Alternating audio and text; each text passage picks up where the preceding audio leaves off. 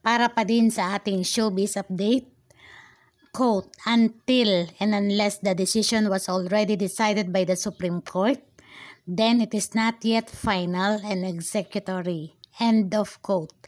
Yan ang napakaliwanag na statement ni Atty. Ruel Barba, Director General ng IPO Philippines, hinggil sa pagkakapabor ng desisyong mapunta sa originator at rightful owner ng Itbulaga title na sina Tito Vic and Joey at pagkakakansila ng registration and taping sa nasabing titulo. Ngunit sa binahaging post ng Board Productive sa kanyang social media account ay mapapansin nating may mga dagdag na pahayag na ikinabit sa pahayag ni Atty. Ruel Barba. Hindi ko po alam kung saan ito nakuha ng Board Productive pero hindi po ito sasabihin at ipahahayag ng IPO Philippines. Sa post na ito, di umano ipinahayag ni Director General na quote, the winning party can still file an appeal with the IPO Philippines Bureau of Legal Affairs to execute our decision, but it is not automatic that the decision is executory. End of quote. That was a big lie. Malaking kasinungalingan po yan. They are misrepresenting the facts. So wag po tayong maniniwala sa mga ganitong pahayag.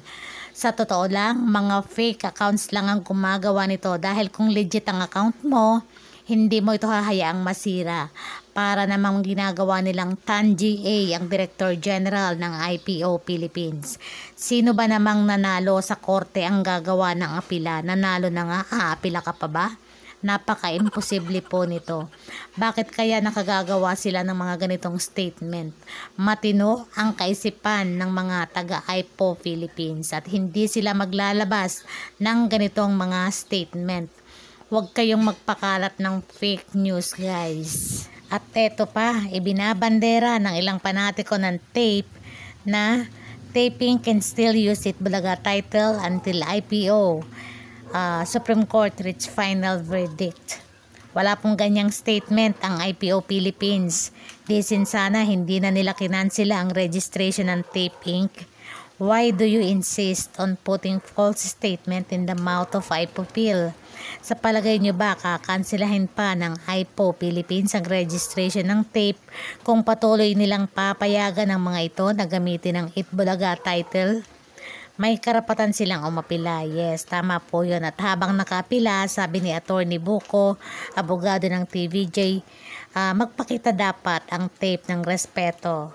Dapat maintindihan natin ang salitang cancelled. Kung cancelled na ang titulong gamit mo, wag mo na munang gamitin. Ang hirap sa atin nilang kababayan, ang tigas ng ulo. Parang hindi marunong umintindi ng Tagalog. Imbes mag-concede at tumanggap ng pagkatalo, nagmamatigas pa at gumagawa pa ng maling kwento. Pumabor na sa TVJ ang desisyon ng IPO Phil, pero hindi pa rin nila ginagamit ang Itbulaga title na kung tutuusin noon pa dapat nila yan ginamit.